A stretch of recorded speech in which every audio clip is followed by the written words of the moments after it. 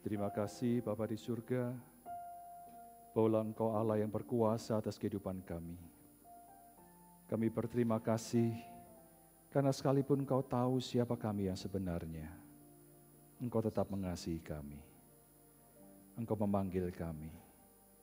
Engkau ingin merangkul kami, memberikan yang terbaik bagi kami. Juga pada saat ini ya Tuhan, ketika kami akan membaca dan merenungkan kebenaran firman-Mu, Bapa, kami mohon, Engkau juga berkarya tengah-tengah kami. Bukan hanya dalam pikiran kami ya Tuhan, tapi biarlah sungguh dari hati kami yang terdalam, Engkau juga berkarya, menjamah, menolong dan mengubahkan kami. Juga hamba-Mu yang penuh dengan kelemahan ini, kami mohon ya Tuhan, Kau berkenan memakainya, mengurapinya, bagi kemuliaan nama-Mu. Demi Yesus Kristus kami berdoa. Amin. Selamat pagi. Selamat pagi. Pagi. Banyak yang belum makan, Pak. Ya, kita akan bersama-sama membicarakan sebuah tema yang kita berikan judul kasih yang tulus, bukan kasih yang pura-pura. Kita akan bersama membuka dari Yohanes pasal yang ke-12. Yohanes pasal ke-12 ayat pertama sampai yang ke-8. Yohanes pasal 12 ayat yang pertama sampai yang ke-8, saya akan bacakan bagi kita semua. 6 hari sebelum Paskah, Yesus datang ke Betania, tempat tinggal Lazarus yang dibangkitkan Yesus dari antara orang mati. Di situ diadakan perjamuan untuk dia dan Marta melayani, sedang salah seorang yang turut makan dengan Yesus adalah Lazarus. Maka Maria mengambil setengah kati minyak narwastu murni yang mahal harganya, lalu meminyaki kaki Yesus dan menyekanya dengan rambutnya, dan bau minyak semerbak di seluruh rumah itu. Tetapi Yudas Iskariot, seorang dari murid-murid Yesus yang akan segera menyerahkan dia, berkata, "Mengapa minyak narwastu ini tidak dijual 300 dinar dan uangnya diberikan kepada orang-orang miskin?" Hal itu dikatakannya bukan karena ia memperhatikan nasib orang-orang miskin, melainkan karena ia adalah seorang pencuri. Ia sering mengambil uang yang disimpan dalam kas yang dipegangnya. Maka kata Yesus, "Biarkanlah dia melakukan hal ini mengingat hari penguburanku. Karena orang-orang miskin selalu ada padamu, tetapi aku tidak akan selalu ada pada kamu." Kita melihat sedikit konteks dari teks yang kita baca pada hari ini. Di pasal sebelumnya dengan jelas dikatakan bahwa Yesus sedang menyembuhkan, bukan menyembuhkan ya. Ngapain? Membangkitkan Sakeus, Lazarus ya. Banyak yang masih tidur. Jadi Lazarus dibangkitkan oleh Yesus di pasal 11. Siapa saja saudaranya Lazarus? Siapa? Maria dan Marta, betul ya, terima kasih. Betul. Itu nanti pegang dulu ya cerita ini ya. Kemudian masuk dalam teks ini dikatakan tadi dengan jelas, Maria yang saudaranya Lazarus. Nah kemudian di situ dikatakan dengan jelas pula bahwa diadakan perjamuan di rumah siapa? Marta dan Maria, ada Lazarus di situ ikut makan, betul. Nah, disebutkan berapa hari sebelum Paskah? 6, artinya apa? 1 minggu berapa hari? Berarti seminggu sebelum Paskah. Ketika Paskah yang dimaksud dicatat di sini maksudnya apa? Apa yang diperingati Paskah sebenarnya pada waktu itu?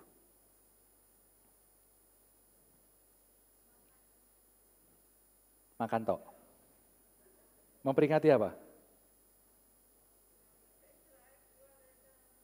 Israel keluar dari tanah Mesir. Caranya gimana? Memperingatinya? Harus ada anak domba, sayur pahit, dan macam-macam itu. Ada sedikit upacara yang harus dilakukan Supaya apa? Mengingat yang terjadi pada waktu itu apa? Nah, ketika Yesus ini dicatat 6 hari sebelumnya, dan kita kalau hubungkan di ayat yang ke-7, dikatakan bahwa Yesus akan mati. Penguburanku, jelas loh ya, ayat yang ke-7 itu dibilang di situ. Dan kemudian Yesus sebagai anak domba Allah, dia akan dikorbankan. Kalau kita yang melihat hal semacam ini, kita merasakan seperti tadi Bu Desi tadi bilang ya, kalau kita merasakan, kita tahu 6 hari lagi kita akan mati, kerasa gimana? Wah puji Tuhan, luar biasa, senangnya setengah mati gitu ya. Siap no cepetan, adi jasa pesen no gitu ya. Gitu. Ini bukan cuma sekedar mati loh. Apa yang terjadi ketika Yesus mengorbankan dirinya? Dia harus apa? Kita mau Paskah loh ini. Jumat Agung. Yesus mau ngapain? Mati karena apa? Dosanya? Jelas bukan. Dosanya siapa? Yang mana manusia itu? Berapa jumlahnya? Berapa?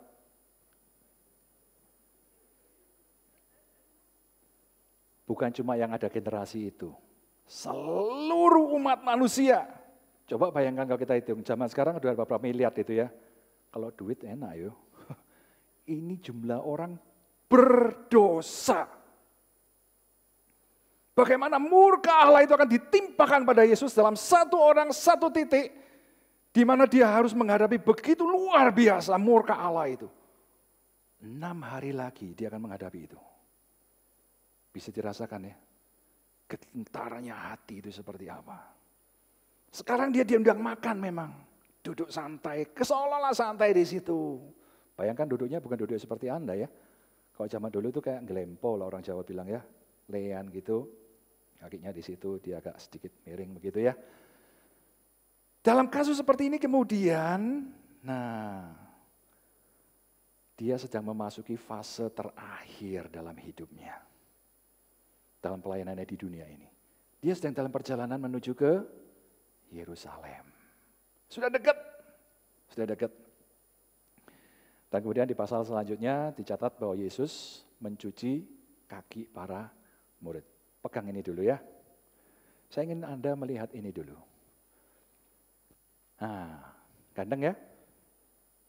Gak setuju ya? Kira-kira menurut Anda kanan kiri ini yang tulus yang mana, yang palsu yang mana senyumnya? Yang mana? Kiri kanan ini bukan ujian ya, tenang aja. Silakan pilih. Yang tulus yang mana, kiri atau kanan? Kiri. Yakin ya? Yakin? Kanan atau kiri? Orangnya sama ini, orangnya sama. Kanan atau kiri? Kiri. Yakin? Kok tahu? Dari mana Anda tahu?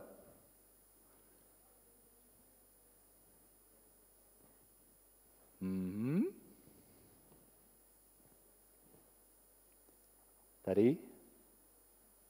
Anda pernah enggak dengar atau ketemu seseorang yang kalau Anda cerita itu sama dia itu tiba-tiba, wah seperti bersinar gitu ya orangnya ya. Pernah ketemu? Meskipun dia kadang-kadang seperti Bu Desi tadi, maaf contoh lagi ya. Pada waktu cerita itu ceritanya sedih, tapi ceritanya dia itu bisa membuat orang, ini sedih pun enggak sih orangnya kok bersinar gitu ya. Pernah ketemu orang seperti ini? Kita bisa merasakan apa? Ketulusan hatinya. Kalau yang ini sudah dikasih tahu sih ya. Yang kiri jelas, yang kanan. Orangnya sama loh ini. Ketahuan dari matanya. Mungkin kalau saya tadi katakan orang-orang Chinese agak susah ya. Karena kita sipit-sipit gitu ya. Jadi kalau ini ketara pendak maka buka gitu ya. Jadi agak susah. Tapi kelihatan. Nah, apa hubungannya dengan teks kita pada hari ini? Sebelumnya kita akan mencoba melihat beberapa pribadi selain Yesus, pasti tokoh utamanya jelas. Yang disebut di situ adalah Maria, saudara dari Lazarus dan Marta. Kemudian Yudas Iskariot. Kita coba lihat Marianya dulu. Maria di situ dengan jelas di pasal sebelumnya ayat 1-3 dikatakan dia adalah saudara dari Marta dan Lazarus. Dan dalam cerita ini memang masih perdebatan ya. Dalam teks yang lain mungkin Anda pernah menemukan, itu kan ada ceritanya waktu itu. Seorang perempuan mengurapi Yesus. Kalau Anda bandingkan teksnya jejeran begitu ya, ada beberapa perbedaan dan ada beberapa hal yang mungkin sulit untuk disetujui bersama-sama. Dan ini masih perdebatan, tidak apa-apa. Kita konsentrasikan teks ini aja dulu. Dia mempersembahkan setengah kati.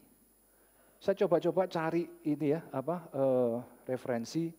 Kira-kira, ini salah tulis ini ya, bukan, ya itu miligram sudah diperbaiki, terima kasih. 325 miligram kira-kira. Kalau Anda mungkin beli minyak wangi, berapa kira-kira? Satu botol itu berapa? Bukan harganya ya. Jumlahnya berapa? 30, 50, 100 liter. Mililiter. 100 liter mandi nanti pakai itu. Kenapa kok jumlahnya sedikit? Kenapa? Mahal, iya. Cuan pasti ini ya. Karena kalau 100 ya mesti dibagi-bagi banyak gitu ya, cuannya cukup banyak. Dan minyak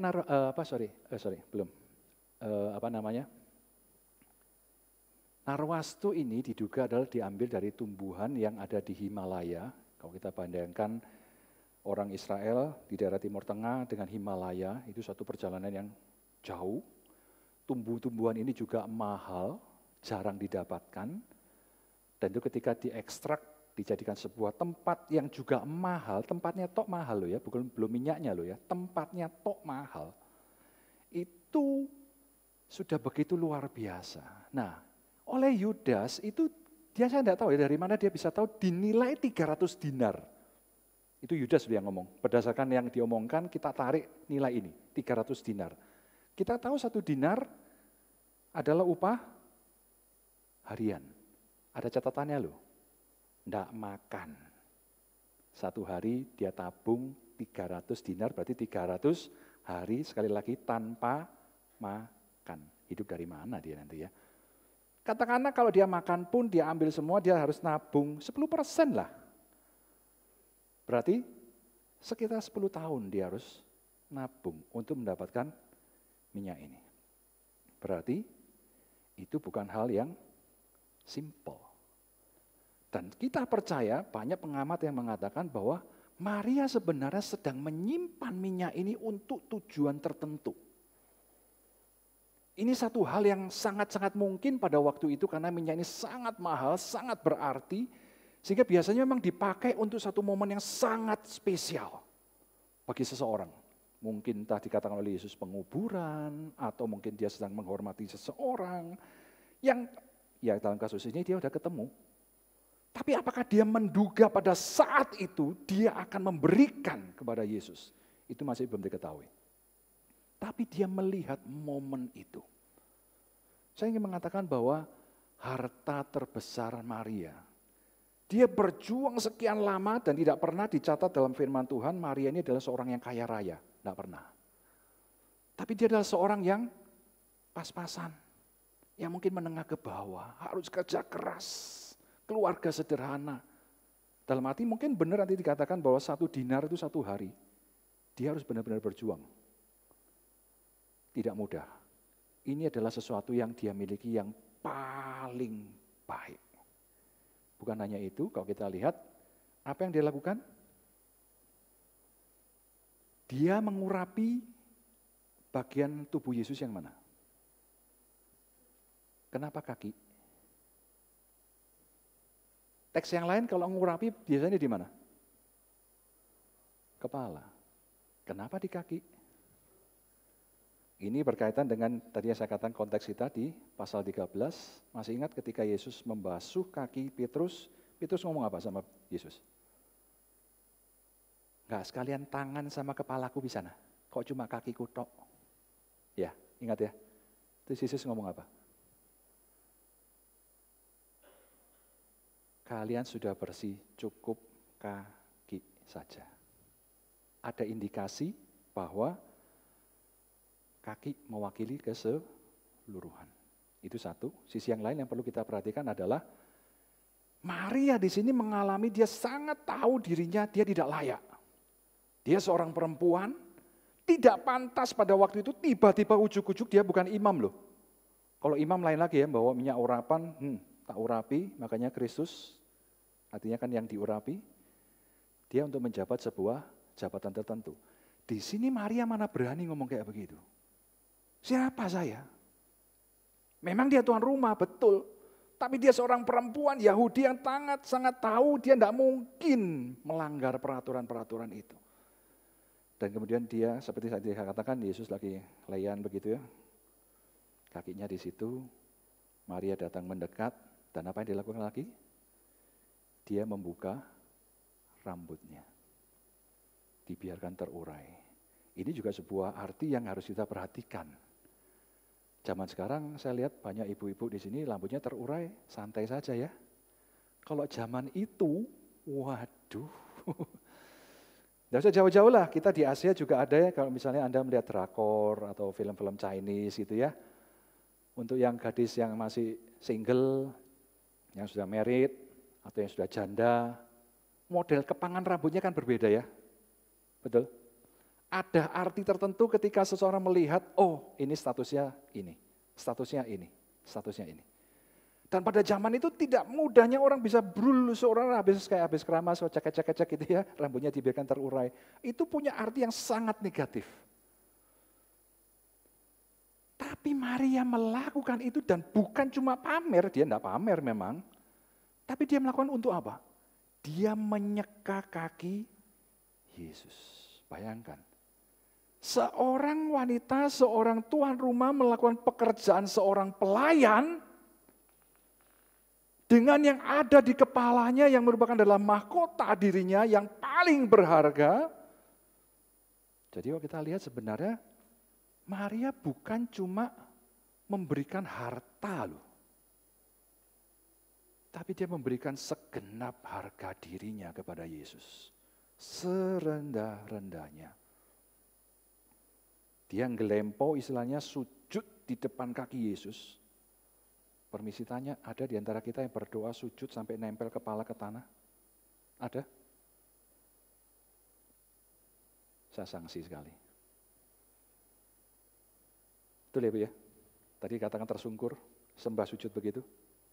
Enggak kan? Hati kita bilangnya. Kita mengatakan saudara-saudara kita yang sebentar lagi hampir bersama dengan kita mau Paskah, mereka mau menebus dosa mereka. Perhatikan cara mereka berdoa. Mereka bertekuk lutut kepala ini sampai ke tanah. Kita seolah-olah mengatakan kan tidak perlu. Iya memang, saya tidak katakan kita harus. Tapi apakah sikap hati kita bisa seperti Maria? Seluruhnya, harta, hidup, semua dia sembahkan kepada Tuhan dan dia tidak peduli yang di sekelilingnya itu melihat dia seperti apa. Bayangkan perjamuan loh, meskipun itu di rumahnya, dia lakukan itu dengan segenap hati. Beda sekali ya kalau kita lihat Yudas. Yang cukup kita perhatikan di sini adalah dia dicatat oleh Yohanes jelas dia murid Yesus, itu jelas. Tapi yang unik di sini adalah muncul family name-nya, Iskariot. By the way, murid Yesus ada berapa Yudas? Ada berapa Yudas? Dua. Selain Iskariot, satunya siapa? Ya Yudas juga ya, betul. Dari Selot itu ya. Kenapa perlu disebutkan Iskariot? Dikasih koma, coba dilihat teksnya lagi. Yang akan segera menyerahkan Yesus. Berarti dengan jelas sebenarnya Injil Yohanes sedang menunjuk apa? Ini loh pelakunya. Jelas sekali nunjuk, jreng. Kamu tidak akan salah alamat deh. Pasti orang ini. Pertanyaan tentunya adalah lebih jauh, kenapa masih ditunjuk orang ini? Kemudian dikasihkan ini lagi ya, ayat 6. Pencuri. Dia bendahara, dia murid Yesus, tapi dia pencuri. Coba bayangkan ya, kalau disebut murid Yesus, 12 murid ini kira-kira kerjanya tiap hari apa ya? Kalau orang Jawa bilang itu mungkin ngintil gitu ya. Orang Yesus selalu gerudukan bersama kemana-mana jalan gitu ya, betul ya? Yesus duduk di mana, duduk bareng, diajar duduk bersama gitu ya. Dalam arti apa? Waktu yang dia habiskan untuk bersama dengan Yesus sangat banyak. Meskipun tidak setiap saat, tapi sekian banyak waktu, sebagian besar waktu akan bersama dengan Yesus. Maria? Enggak. Sekali-kali ketemu, iya. Sekali-sekali ketemu dia. Kembali ke istilah ini dulu. Nah, saya tidak tahu dia dapat istilah 300 ini dari mana, Yudas ini. Kok dia bisa tahu itu 300 dinar? Menarik. Diduga keras karena dia memang sering mencuri, bahkan mungkin dia pernah beli.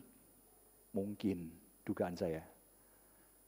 Dia sering trading dengan orang-orang di pasar, mungkin tahu, oh harga sekian, ini tahu ini, oh minyak ini harga sekian.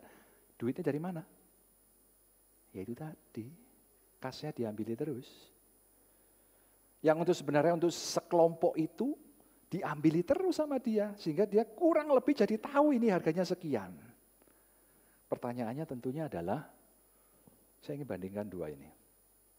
Yudas yang sehari-hari saya katakan selalu, tanda kutip, ikut Yesus, dengan Maria yang notabene kadang-kadang ikut Yesus atau berjumpa dengan Yesus, tapi dampaknya ini loh, kok bisa beda total? Dari mana?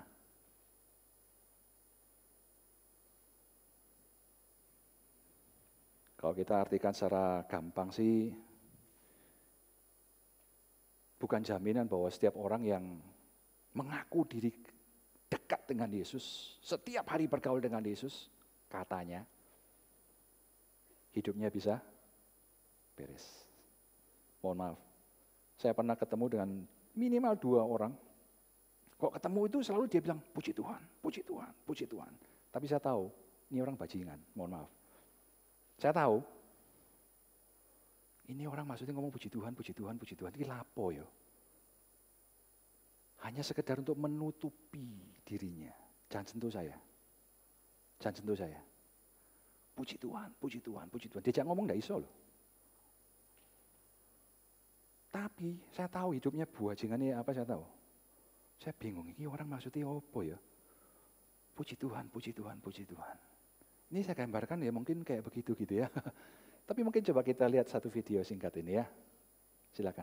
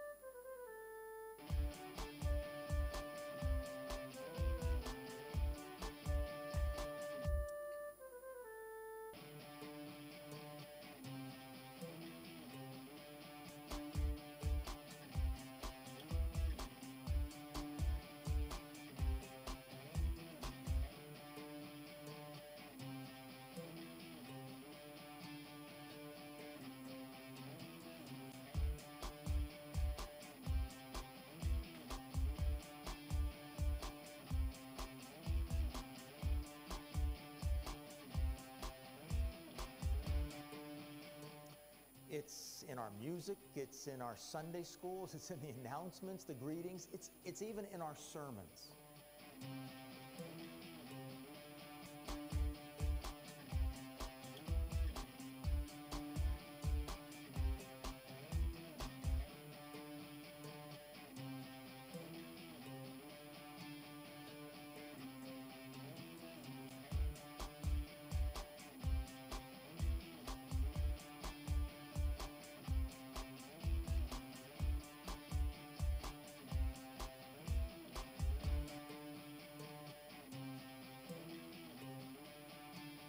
Oke, terima kasih. Ya, itu ada bukunya sudah dalam bahasa Indonesia, Cat and Dog Theology, mungkin ada yang pernah baca. Sebenarnya itu bukan satu doktrin baru, bukan. Jadi pengarangnya secara simpel itu punya piaraan gitu ya, anjing dan kucing, dan dia perlakuan mereka sama. Tadi dikatakan ya, dikasih makan, dipelihara, disayang, sama. Respons yang saya dapatkan berbeda. Kalau anjing tadi jelas ya, habis ngalami itu semua dia ngapain? Dia menyebut tuannya adalah Tuhan.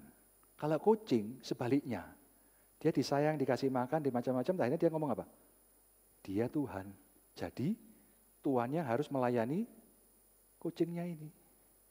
Nah itu kemudian tanda kutip diterjemahkan masuk ke dalam kehidupan kita sebagai orang Kristen. Banyak dikatakan 70-90%.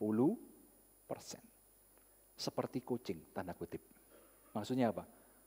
Itu tadi, pengennya semua enak, berkat Tuhan, ini itu dan sebagainya. Tuhan harus nurut saya, harus berkati saya. Kucing. Kalau tadi ngalami yang dikatakan Bu Desi tadi,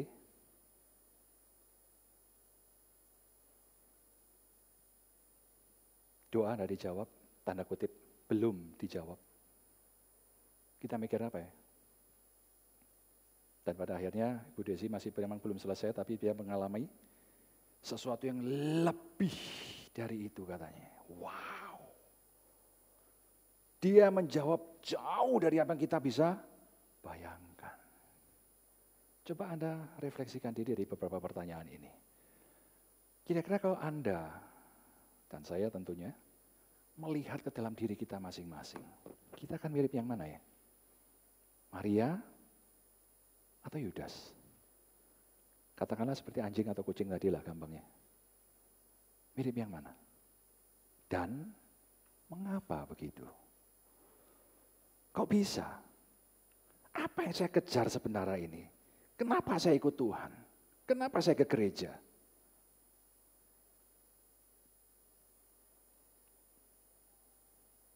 Tadi sempat saya tanyakan, Maria sama Yudas ini kok bisa mengalami perbedaan yang begitu besar ya? Pada saat itu sebenarnya kemungkinannya seharusnya lebih baik.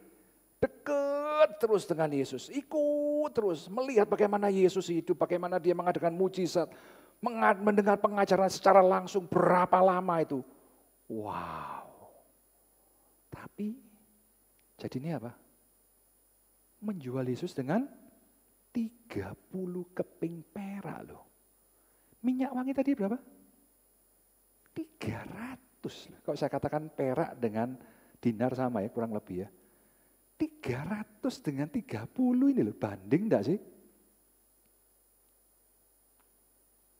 Orang yang konon katanya dekat dengan Yesus tapi malah menjual Yesus dengan begitu murahnya. Berarti Yesus tidak pernah masuk dalam hidupnya. Tapi yang jual tanda kutip yang jarang ketemu Yesus, berani memberikan seluruh hartanya, seluruh harga dirinya kepada Yesus. Kok bisa?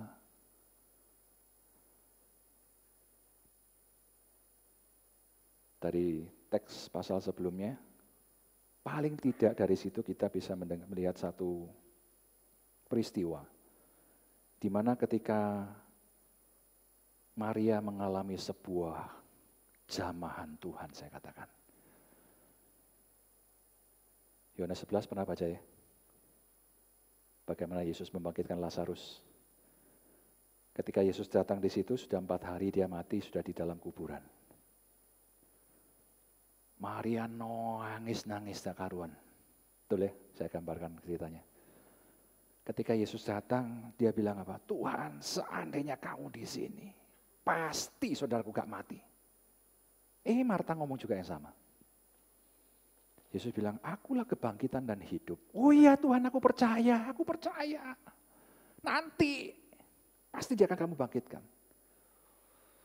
Yesus bilang, wis sekarang aja wis. Kesuwen gitu ya. Dan di pasal itu, ayat 25, Yesus ditulis apa? Bahasa Inggris ini adalah teks atau ayat terpendek. Jesus wept. Sudah.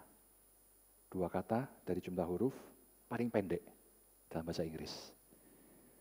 Yesus menangis. Dia tahu yang namanya pergumulan Maria itu seperti apa.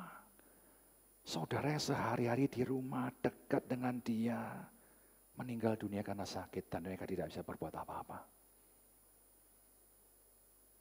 Yesus datang ke sana dan kemudian dia membangkitkan Lazarus. 4 hari dalam pikiran manusia, wis lupakan. Mohon maaf, ini ada cerita kurang enak ya. 2 minggu yang lalu kami baru mendapat kabar ada seorang jemaat kami yang ditemukan meninggal kurang lebih sudah 4 hari atau 5 hari, tidak ketahuan. Geletak di rumah di kamar tamu karena dia seorang yang sudah cukup senior gitu ya. Saya tahu dia seringkali kalau kami kunjungi dia ngeluh sakit sesek, susah nafas karena orangnya agak gemuk juga. Kami tidak menduga kalau dia meninggal. Kami baru tahu itu ketika dihubungi ini loh ada kabar dia meninggal. Loh sudah 4 hari. Tahu modelnya kayak gimana? Sudah ada model orang itu sudah. Kulit itu sudah ngempes gitu. Jadi kalau badannya sudah amblas, ada amblas. Untung dia pakai baju gitu. Jadi sudah habis gitu. Saya bandingkan barusan kemarin berapa hari yang lalu ini, saya diminta seorang keluarga juga dari pihak keluarga untuk bisa bongkar kuburan yang sudah 10 tahun sama 30 tahun. Ini saya bisa lihat perbedaannya ya. Tapi dua-duanya sudah tinggal kerangka. Kurang lebih kayak begitu. Saya bandingkan mirip. Kempes itu benar-benar ya tinggal tulang belulang gitu tok. Dalam kondisi kayak begini, bisa bangkit. Itu Maria dalam pikirannya absolut tidak mungkin. Tapi Yesus membuktikan mungkin. Dan dia melihat sendiri. Sekarang buktinya di sini ikut makan Lazarusnya. Ini jelas bukti, ikut makan. Ini satu hal yang membuat Maria itu begitu, hatinya itu dengan Yesus tidak mungkin hilang gitu ya. Tapi Yudas tidak pernah mengalami kayak begitu. Kita tahu ceritanya sampai dia akhir hidupnya, bahkan dia kemudian bunuh diri dan sebagainya. Dia tidak pernah mengalami seperti itu. Saya ingin mengajak kita berpikir, apakah kita sendiri sudah mengalami perjumpaan secara pribadi dengan Tuhan? Percuma loh kita kok cuma setiap minggu, tengah minggu kita pun datang, persekutuan doa, ikut pelayanan. Tapi sebenarnya kita tidak pernah berjumpa dengan Tuhan. Hanya mengira berjumpa dengan Tuhan. Atau mungkin merasa, yakin bahkan. Tapi tolonglah pada pagi ini coba introspeksi diri lagi. Lihatlah, aku seperti Maria atau seperti Yudas. Saya ingin menyentuh di ayat yang ke-7 tadi dikatakan, Yesus mengatakan biarkan dia karena tindakannya ini mengingatkan akan penguburanku. Kok dikubur berarti mati ya.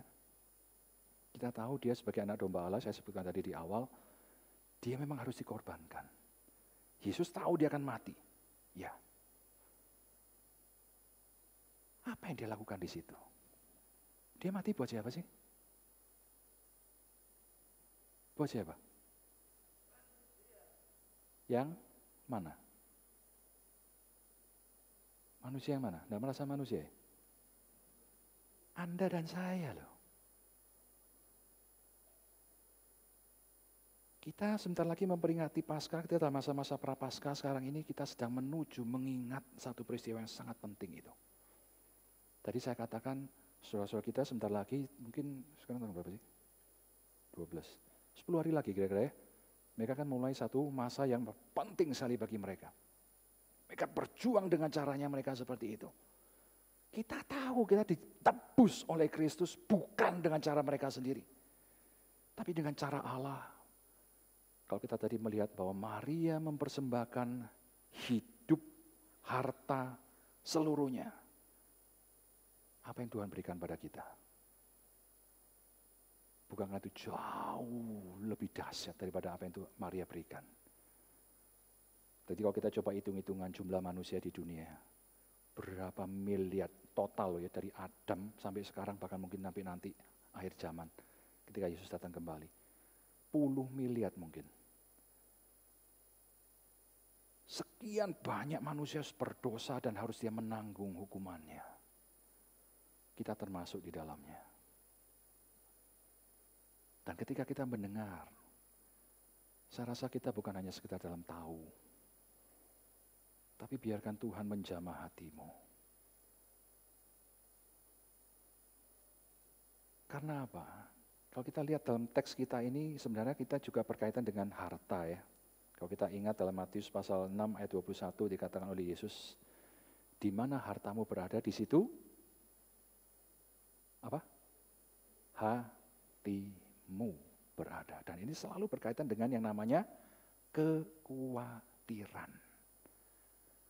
Disinilah Tuhan sebenarnya menjawab kita. Kamu khawatir dalam hidupmu, kamu malah tersangkut, terseret dengan berbagai hal yang justru membuat kamu jauh dari Tuhan. Sehingga saya sempat berpikir, kalau hati kita tidak ditempatkan atau dipautkan, dicantolkan gitulah ya, di tempat atau pribadi yang tepat, maka jangan heran akan keluar tindakan yang juga tidak tepat. Kamu berharap kepada siapa, akan keluar tindakanmu seperti apa. Ketika kita sadar bahwa Tuhan sudah menyentuh hati kita, memberikan yang terbaik bagi kita. Tidak ada loh di dunia yang bisa memberikan hal semacam itu. Kepikir aja enggak. Dongeng yang paling indah di dunia, enggak sempat memikir seperti Yesus mengorbankan diri, enggak ada. Tapi dia lakukan dan dia berikan bagi kita, bagi Anda dan saya. Kalau sekarang kita ditanya, apakah Anda siap memberikan yang terbaik bagi Kristus?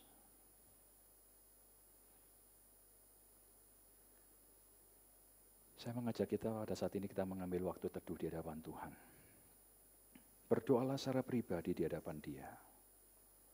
Tadi petunjuk hidup baru dengan jelas mengatakan, hendaklah kasih itu jangan pura-pura, jauhilah yang jahat dan lakukanlah yang baik. Itu bukan cuma kepada manusia, tetapi khususnya kepada Tuhan. Mari pada saat ini kita mengambil waktu teduh, kita berdoa secara pribadi di hadapan Dia. Jangan keraskan hatimu. Ini bukan sekedar pengetahuan, tapi dalam masalah hati kita. Ketika Dia mau berbicara, menjamah hatimu, mungkin Anda merasa menyesal. Selama ini ternyata hidupku kok tidak seperti itu ya. Jauh dari apa yang dibayangkan atau diharapkan. It's alright. It's okay. Paulus juga pernah mengalami hal semacam ini. Dia mengira dalam semua pengetahuannya tentang hukum Taurat, dia sudah melayani Allah.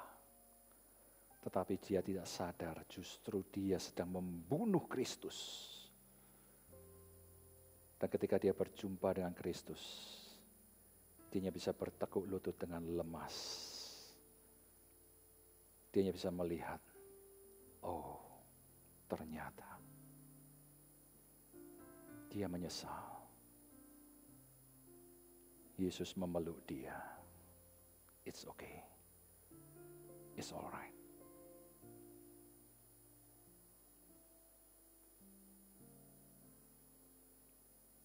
Jangan keraskan hatimu.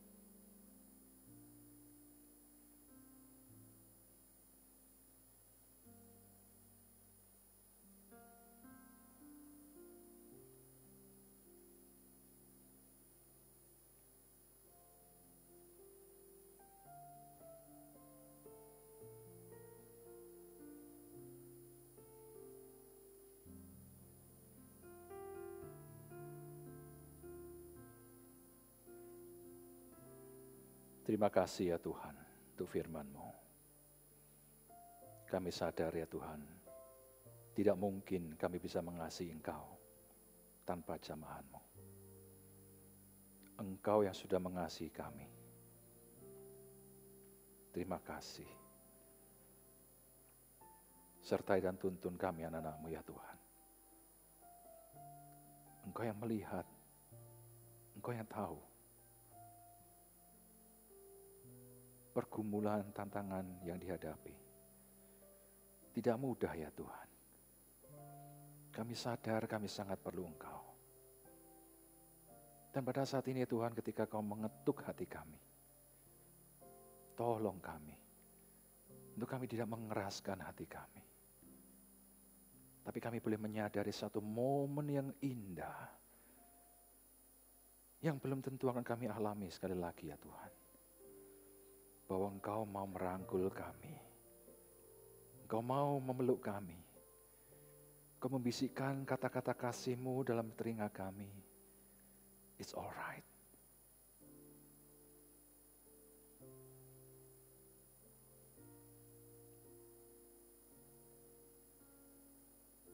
Sertai anak-anak-Mu ya Tuhan. Jamah anak-anak-Mu ya Tuhan. Kami serahkan hamba-Mu tempat ini. Engkau yang menyertai dan memberkati mereka. Terima kasih ya Tuhan. Kami serahkan setiap diri kami dalam tangan kasih-Mu. Demi Yesus Kristus kami berdoa. Amin.